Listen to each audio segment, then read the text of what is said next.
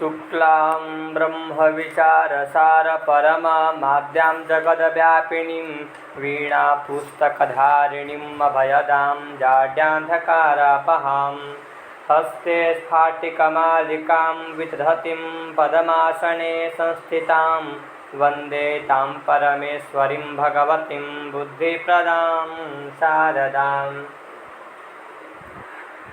कल हम लोग नवपदान्ताटोनाम सूत्र तक पढ़े थे। आज का हम लोग का सूत्र है तो शी। इस सूत्र में दो पद हैं, एक तो है और एक शी है। तो जो है वह षष्ठ्यंत पद है और शी जो है वह सप्तम्यंत पद है।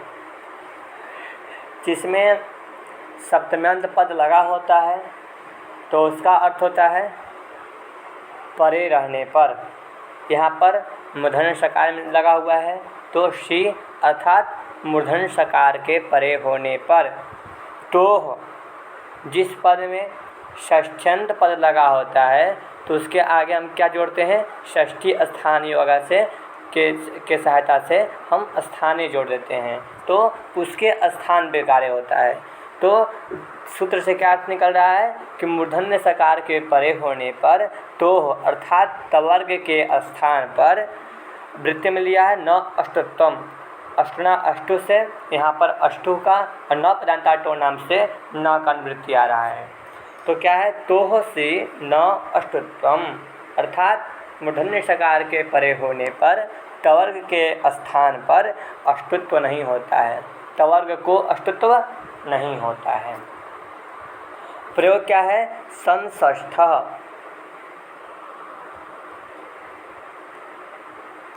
सन धन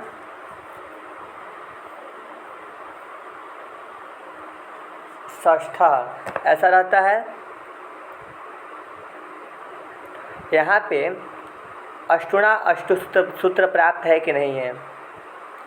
अष्टुणा अष्टु क्या कहता है कि अस्तोह अष्टुना योगे अष्टुः स्यात्। दंत सकार और तवर्ग का मूर्धन्य सकार और टवर्ग के साथ योग हो तो दंत सकार को मूर्धन्य सकार और तवर्ग को क्या होता है, टवर्ग होता है। फिर से समझेंगे कि दंत सकार और तवर्ग का मूर्धन्य सकार और टवर्ग के साथ योग होने पर दंत सकार को मूर्धन्य सकार और टवर्ग को टवर्ग होता है। अब यहाँ पे एक पूर्व पद है और एक पर पद है। पूर्व पद में जो न है वह तवर्ग में आ जाएगा और पर में जो षष्ठ का जो सकार है वह किस में आ जाएगा, मूर्धन्य सकार है।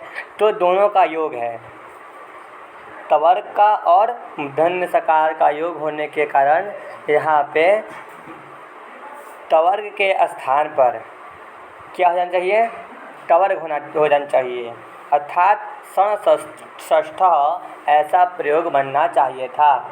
लेकिन सूत्र कौन सा चलाएगा, तोहसी। तोहसी क्या बोलेगा कि मूर्धन्य सकार के परे होने पर।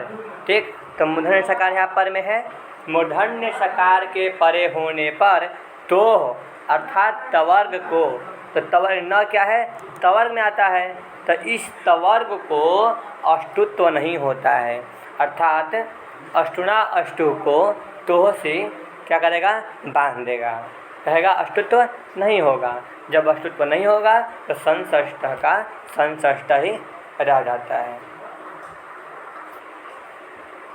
अब अगला सूत्र हमारा कौन सा है, झलाम जशो अन्ते। झलाम जो है षष्ठ्यंत पद है, जसः प्रथमांत पद है और अन्ते क्या है, सप्तम्यंत पद है। झलाम, अब झलाम में षष्ठी है तो षष्ठी होने के कारण यहाँ पर हम स्थाने जोड़ देते हैं, झलाम स्थाने, झल के स्थान में। अन्ते अंतिम झल के स्थान में। जसः में क्या है, प्रथमांत है। जिस पद में प्रथमांत होता है वह आदेश होता है, तो क्या पूरे का अर्थ क्या निकलेगा कि अंते झलाम, मतलब झल के अंत में जस होता है। वृत्ति देखेंगे पूरा, पदांते झलाम जसः शिव, पद के अंत में झल को जसः जस शिव होता है। पद के अंत में अगर झल प्रत्याहार का वर्ण हो तो उसको क्या होता है, जस होता है। झल प्रत्याहार में कितने वर्ण आते हैं, झ, भ, घ, ढ, ज, ब, ग, ड, ख, फ, छ, ठ, थ, च, ट, त, क, प, श, श, ह, इतने आते हैं। झभई के झकार से लेके हल के लकार तक इनके बीच में जो वर्ण है सभी झल प्रत्याहार में आएंगे। इसके स्थान पर क्या होता है, जस होता है, जस तो होता है। जस तो जब भी होगा तो तीसरा वर्ण होता है। जस तो कौन सा वर्ण होता है, तीसरा वर्ण होता है। जिस वर्ण, मान लीजिए कवर का कोई घ है या फिर ख है या क है या अंग है, किसी भी स्थान पर किसी अगर वह पद के अंत में अगर वह वर्ण होगा और उसके स्थान पर अगर जस्प होगा तो उसी वर्ग का तीसरा अक्षर हो जाएगा। केवल पद के अंत में किसी भी वर्ग का अगर अक्षर हो तो उसके स्थान पर उसी वर्ग का तीसरा वर्ण हो जाता है। अब मान लीजिए कि वर्ग का तो हो गया, ठीक, लेकिन जो ये श श ये जो तीन श हैं, इनके स्थान पर क्या होगा। अगर ये पद के अंत में हो और इन्हें जस्प होगा तो क्या होगा। तब इसका कहते हैं कि इसके लिए हम उच्चारण स्थान मिलाएंगे।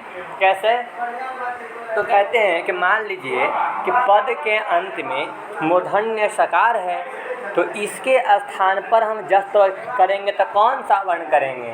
तो कहते हैं कि इसके लिए हम स्थान मिलाएंगे तो होगा ऋतुर शानाम मूर्धा, री टवर्ग और मूर्धन्य सकार का उच्चारण स्थान क्या होता है, मूर्धा होता है। तो टवर्ग आ रहा है, उसी टवर्ग का तीसरा अक्षर क्या हो जाएगा, ड आदेश हो जाएगा।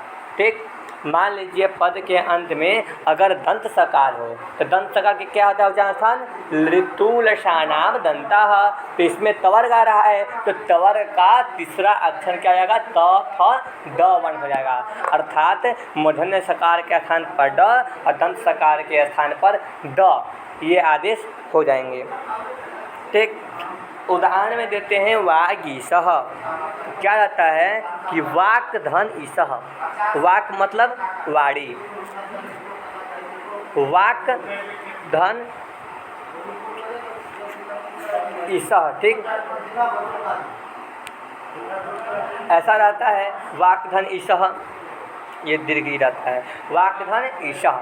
अब यहाँ पे वाक क्या है, वाक वाक बनता है प्रथमा एक वचन में, तो ये वाक जो है वह क्या है, पदांत है। और पद के अंत में झल प्रत्याहार में क आएगा कि नहीं आएगा, ख फ छ ठ थ च ट त क प य, कप में कपा क आता है तो क झल प्रत्याहार में आता है और ये पद का अंतिम वर्ण है तो इसके स्थान पर जस तो हो जाए।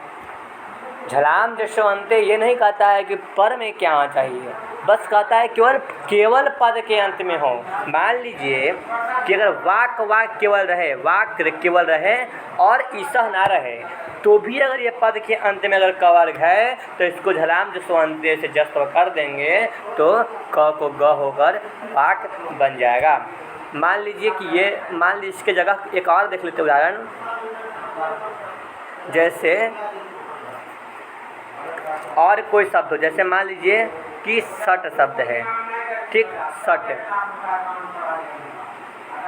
शब्द है तो ये भी पदांत है। पद के अंत में टवर्ग का वह ट है तो इसके स्थान पर झलाम जसो अंते से जस्त कर देंगे तो क्या हो जाएगा, ड हो जाएगा, तो सट बन जाएगा। फिर वहाँ बसाने इत्यादि सूत्र लगाकर चत्व कर देते हैं तो सट ये दो रूप बनता है।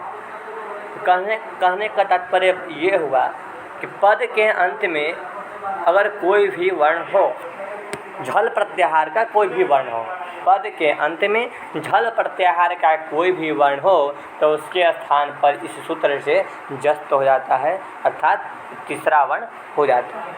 ठीक, तो क के स्थान पर क्या जाएगा, ग हो जाएगा, और इसको मिला देंगे तो क्या बन जाएगा, वागीशः, वागीशः ऐसा प्रयोग बन जाएगा। अब अगला सूत्र है यरो अनुनासिके अनुनासिको वा। इस पर अब अगले पार्ट में चर्चा करेंगे।